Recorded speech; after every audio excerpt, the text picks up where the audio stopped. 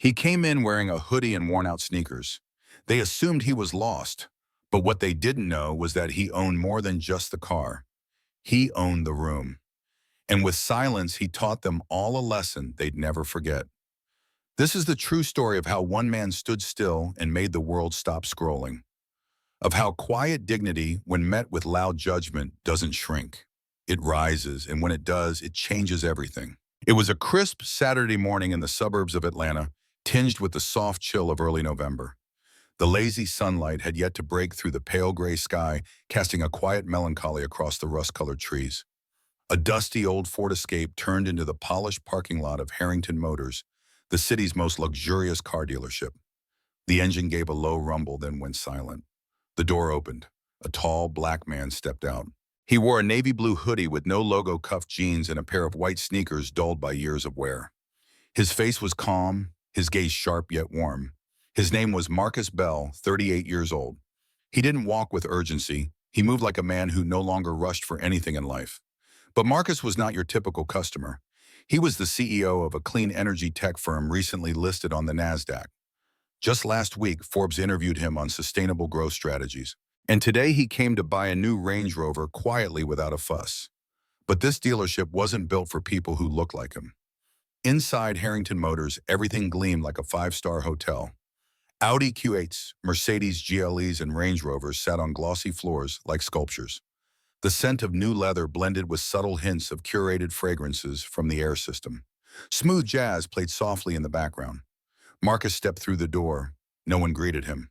Three employees gathered by the reception counter. One of them, a white woman with softly curled blonde hair in a form-fitting pencil skirt, was the first to glance at him. Her eyes scanned him from head to toe. The hoodie, the worn shoes, that calm, confident gaze.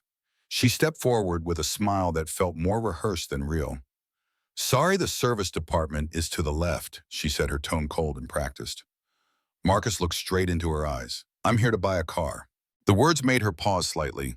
Then she chuckled politely, but there was a flicker of condescension behind her perfectly mascaraed eyes. "Oh, apologies," she said, trying to cover her slip with a lighter tone. "I just assumed never mind. What model are you looking for?" Range Rover Autobiography. "Black, V8 engine." Marcus answered without hesitation, without needing a brochure. She blinked. "That's our highest-end trim. We only have one in stock. After taxes and fees, you're looking at around $148,000. "Are you sure?" "I'm sure," Marcus cut in his voice, calm, his eyes unyielding. She smiled, but it wasn't a smile of service. It was a smile of disbelief, a mask over discomfort. To her, a black man in a hoodie arriving in a beat-up Ford alone without a luxury watch or flashy suit didn't belong here, or at least not as a real buyer. What she didn't know was that the man in front of her had closed a $300 million contract with nothing more than a handshake just 2 weeks prior. And her mistake was about to become a very public lesson. "I'm Madison," the woman said, extending her hand like she was granting courtesy, not offering it. "Let me get our finance manager. If you're looking for options on lease or credit, I'll be paying via wire transfer." "No need for financing," Marcus replied gently but firmly. Madison's smile faltered. Something in her eyes changed, her composure tightened.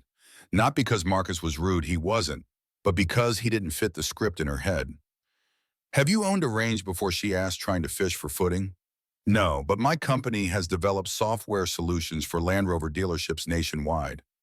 Another smile, this one weaker, almost forced. "Oh, interesting." But she didn't believe him. She didn't want to. Because if she accepted that the man she had just tried to redirect to the service entrance was someone she should have stood up for, that meant she'd misjudged him from the very beginning. And that truth was more than she was ready to face. As Marcus approached the black Range Rover on the display platform, his eyes didn't glimmer with greed. There was no hunger in his stare, just reverence. This wasn't about status. It was about the journey. His hand glided across the polished hood, appreciating the details. Italian-stitched leather saplewood accents, and the quiet pride of having earned it all. Madison followed a few steps behind the arms crossed, letting out a soft, rehearsed sigh. "Would you like to take a brochure home to review first?" she asked. Marcus turned toward her slowly. "I didn't come here to review. I'd like to test drive it. Today." She hesitated. She hadn't planned on letting a customer like this get behind the wheel of a 148,000 vehicle. She bit her lip. I'll need to hold your license and run a quick credit check. I'm not applying for credit, Marcus reminded her. And if that's a concern, maybe you should call your general manager.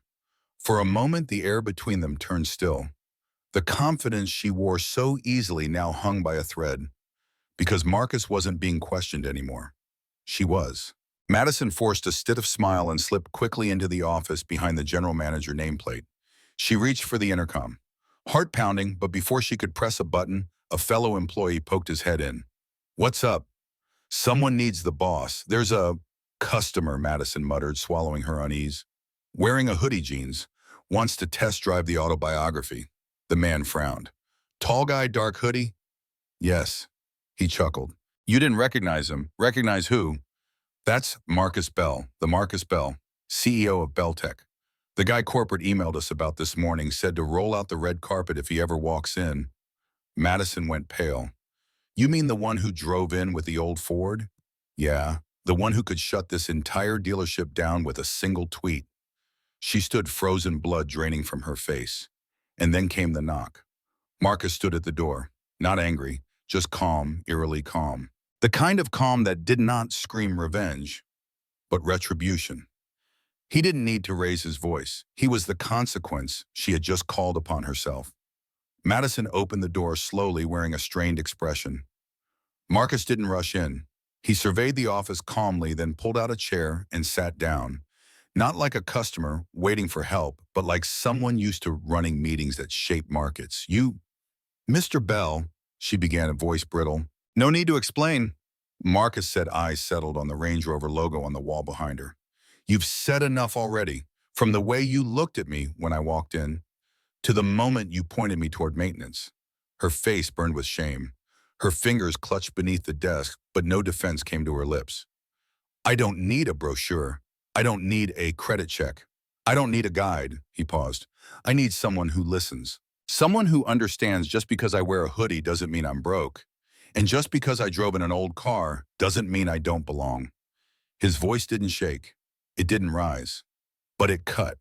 And for the first time, Madison realized she hadn't just misjudged a man, she had misread everything she thought she knew about people.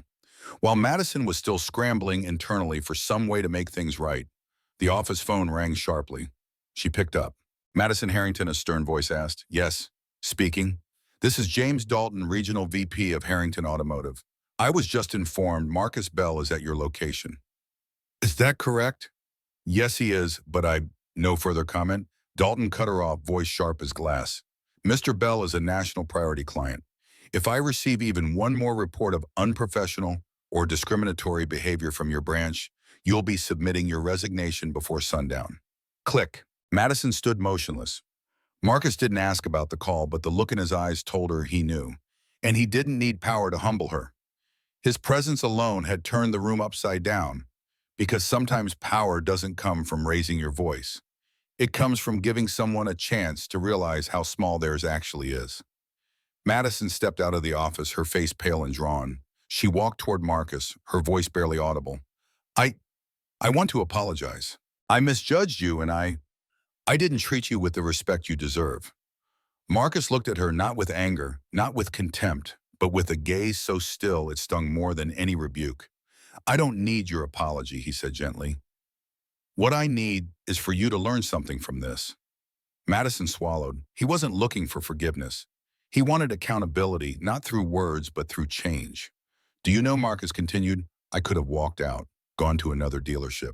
Somewhere I wouldn't have to prove I belonged. But I stayed. He took a breath, not for the car, for the hope that someone in this room might wake up. Madison didn't see a stranger anymore.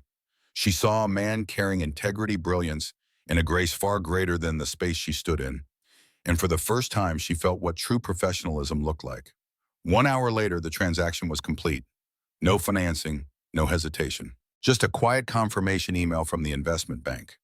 The black Range Rover was detailed, its interior polished to perfection. The key fob was placed gently into a velvet box embossed with his name, Marcus Bell. Every employee in the showroom now knew who he was, and more painfully, who they had almost overlooked.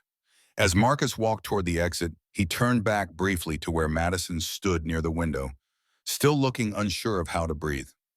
"Thank you," he said simply, "for the lesson." She stared at him, eyes brimming not with tears but understanding. Marcus didn't smile. He didn't need to.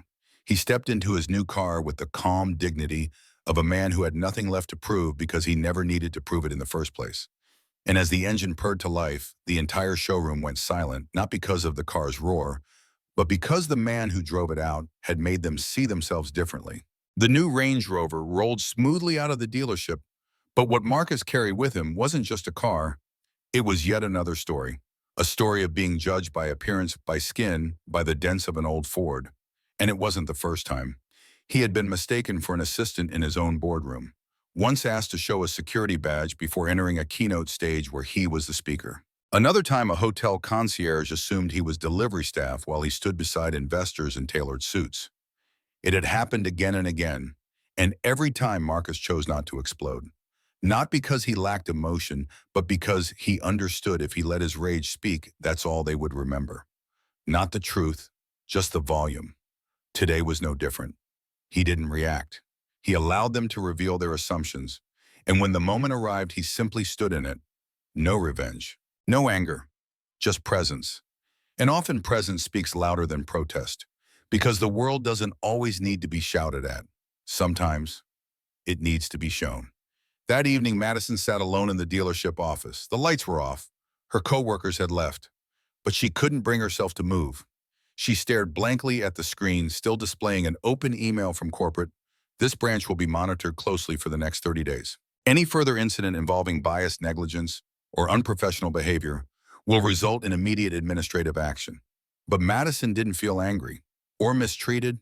She felt ashamed, not because of a lost commission, not because she'd nearly fumbled a millionaire sale, but because she'd finally seen herself, not the polished salesperson, not the team lead, just a woman who had stood as a silent gatekeeper deciding who was worthy of good service and who wasn't, all with a glance. She remembered Marcus's eyes, not furious, not smug, just honest.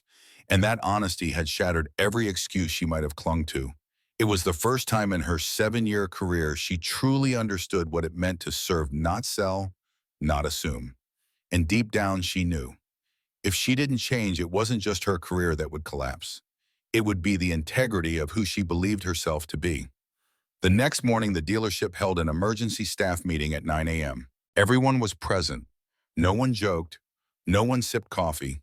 On the big screen, a clip from the security camera played in silence, Marcus entering the showroom, being redirected, questioned, dismissed, then calmly taking control. No music, no narration, just truth. The manager didn't scold. He stood before the staff and simply said, "If we don't learn from this, we don't deserve this job." One employee spoke up. He was kind, more than we were. Another added, "And we judged him before he even spoke." Madison sat motionless, hands locked in her lap. Some lessons arrived gently. Others hit like a slap. This one slapped everyone, not across the face, but straight into their sense of dignity. Because what had been broken in that room wasn't just a sales protocol. It was a shared understanding of what it means to see someone fully and fail. That night, Lana, a part-time college student working at the dealership, quietly posted a photo on Twitter.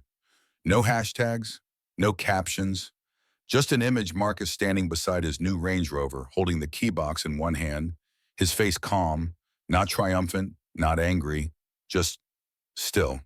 Beneath it, she wrote, "Don't judge a customer by the shoes they wear."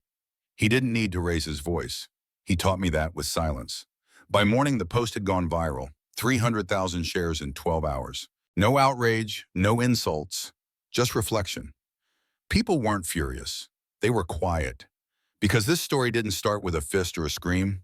It started with a hoodie and ended with a stillness that made the entire internet stop scrolling and look inward. For once, the lesson wasn't shouted. It was absorbed.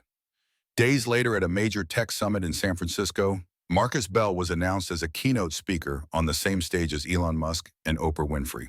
The host stepped forward, preparing to read Marcus's long list of accolades, but Marcus raised a hand. I think he smiled. "You all know who I am now." Laughter rippled through the room, but there was a deeper current beneath it, respect. He didn't mention the car. He didn't mention the dealership. He just said, "If someone like me still has to prove himself because of a hoodie What must others go through those without my platform, my resources? Silence. When he stepped down, no one saw a man in casual clothes. They saw a man with grace, with restraint, and with a story that forced them to look not at him, but at themselves. That evening, after Marcus returned home, he placed the new Range Rover keys gently on the table and sank into his familiar living room chair. The soft light from the lamp reflected off a worn picture frame on the wall, his mother's photo still smiling with quiet pride. His phone buzzed, a text. "I saw you on the news, son. You didn't have to do it for anyone else, but I'm proud you did it for yourself." Marcus leaned back, eyes closed. His mother, Ish, the woman who once stood in food bank lines with two children at her side, the one who told him as a child, "Never let others define your worth because they refuse to see it." Not everyone has a mother to remind them of their truth. Not everyone gets a moment to be truly seen like Marcus did that day. And he knew if he'd shouted, fought, lashed out, people would have remembered the anger, not the injustice. Instead, by staying calm, he made space for the world to reflect. And now that reflection was reaching far beyond a dealership showroom. A week later, Marcus's assistant brought in a small envelope. No return address, just a single handwritten line for Mr. Marcus Bell. Inside was a folded piece of notebook paper, the handwriting uneven and childlike. "Dear Mr. Marcus, my name is Ayana. I'm 12. My dad was a veteran. He passed away last year. I saw your story online and I cried. Not because it was sad, because I finally felt like someone saw people like him. You didn't yell. You didn't fight. You stood still and let them see they were wrong. Thank you. I want to be like you when I grow up." Marcus folded the letter gently, something heavy rising in his chest. Not because it was praise, but because he realized one quiet moment of restraint, one breath held instead of released in rage, had become a beacon, a lighthouse for a little girl he'd never met. And that meant more than any applause ever could. 3 days later, Marcus's phone lit up with an unknown number from D.C. He answered as always with calm. "Mr. Marcus Bell, this is Lisa Grant, Special Advisor to the President. He would like to invite you to speak at the upcoming National Forum on Equity and Human Dignity at the White House." Marcus went quiet. "I'm not a politician," he said after a pause. "We know," Lisa replied. "That's why we need you there." Sometimes the most honest voices come from those who never sought a microphone. Marcus didn't reply. He didn't ask what the cameras would say or what the headlines would write, because deep down he never wanted this attention. He just wanted to buy a car. And now his silence in that dealership had become loud enough to echo through the halls of power. He didn't need to perform. He didn't need to shout. He had simply stood his ground, and that was enough for the world to lean in and listen. After the incident, Harrington Motors changed, not with slogans, but with action. They brought in diversity trainers, held internal workshops, invited guest speakers, many from backgrounds similar to Marcus's. They talked about implicit bias, about assumptions, about invisible walls built from looks, not words. And the most surprising part, Madison stood in front of new hires and told the story herself. She didn't sugarcoat it. She told it raw, how she judged a man by his hoodie, his old car, and the way he walked through the door. She admitted her shame, and more importantly, she admitted her growth. "Marcus didn't need me to apologize," she told them. "He needed me to change." And she did. Not to erase the past, but to honor the lesson. Sometimes the best proof of someone's impact isn't the crowd that claps for them. It's the person who once got it wrong and now uses their voice to make it right. Back at Beltec headquarters, Marcus was inundated with interview requests, CNN, MSNBC, even 60 Minutes. He declined them all. His secretary asked gently, "Why not share your story? You could inspire so many." Marcus smiled softly. "I'm not a hero," he said. "I'm just a man. A man who was judged while trying to buy a car, and who chose not to become the very thing I was accused of." He didn't want his silence turned into a stage. He wanted it to become a memory, a reminder of what not to repeat. That afternoon, Marcus walked past the company parking lot and paused beside his old Ford Escape, the same one that carried him through startup failures, investor meetings, and late-night gas stops when he couldn't afford to fill the tank. He laid his hand on the hood and whispered, "Thank you. You were the reason they misjudged me, and the reason they'll never forget who I am." 2 weeks after the incident, inside a modest conference room at Beltec headquarters, Marcus gathered his senior team. No suits, no presentations, just a whiteboard with a single handwritten sentence. True worth doesn't need proof, but it must be protected. Marcus stood up. He didn't speak of the dealership. He shared Ayana's letter. His mother's quiet pride. Madison's silent nod. Then he pointed to the wall at the back of the room where a small photo of his old Ford Escape now hung. Beneath it in crisp black letters, "Don't let appearances fool you." This man was once dismissed. That car carried him through every detour towards success. The room fell still. This wasn't a business lesson. It was a reminder that every company, every dream begins at the place others once overlooked. And the duty of success is to light the path for the next person who's still walking it unseen. Marcus wasn't preaching, he was remembering. And that memory had now become part of Beltec's foundation. In a high school classroom in Detroit, a civics teacher played Marcus Bell's story during a life skills lesson. At first, the students laughed watching Marcus walk into the showroom in that plain hoodie. "Looks just like my uncle," one joked. "Except my uncle doesn't have $300 million. But as the video went on, the laughter faded. Eyes changed. Posture shifted. One girl slowly raised her hand, her voice trembling. "Sir, what if someone sees me wrong like they did him, but I'm not rich? What happens to me?" The teacher walked forward, placing a gentle hand on her shoulder. "Then you do exactly what he did. You stand tall, because your worth isn't something they decide. It's something you carry." Marcus's story wasn't spreading because he was powerful. It spread because he responded with dignity, not rage. And that dignity was now shaping classrooms' conversations and a generation learning that stillness can be strength. All because of a man and the car he refused to be defined by. Madison Harrington, once the woman who misjudged Marcus, no longer worked at the dealership.